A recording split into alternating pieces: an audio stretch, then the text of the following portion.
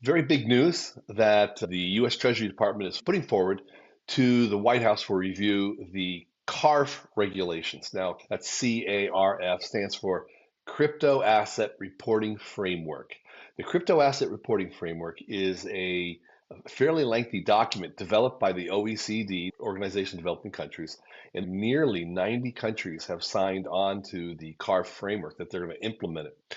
Implementation is effective starting in 2027. So it's really a year away, if you will. The fundamental aspect of this framework is it puts a burden on each participating country to require all the crypto exchanges and services, or what they call virtual asset service providers, to collect information about who the clients of the services are, basically KYC, due diligence information. They have to collect this. Also, amongst that is the tax ID number in which country the person is a tax resident of. So they have to report all this at the end of the year. A exchange will then report to that country the client's trading activity. Now, what information is reported? If you have a exchange in Malta, like Binance, Binance will have to report to each country in a participating network what the activity was on any user of their services at the end of every year. So this is what the Common Asset Reporting Framework is. It's very similar to something that's already in place in the rest of the world called the Common Reporting Standards, which reports bank balances at the end of the year to foreign countries where you might be a tax resident.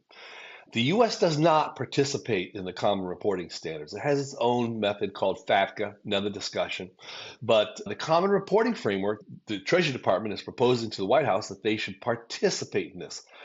The Strategic Crypto Regulatory Bill, the Oversight, the Working Committee bill that came out in the summertime also supported implementing CARF. Now, what does that mean?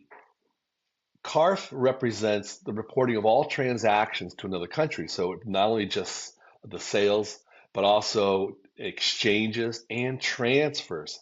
And when it comes to transfers, it's going to report either the transfer to or the transfer from wallet address.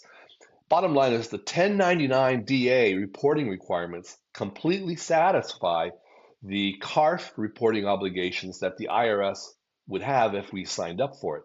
So just think of a CARF as being 1099 DAs coming from foreign countries.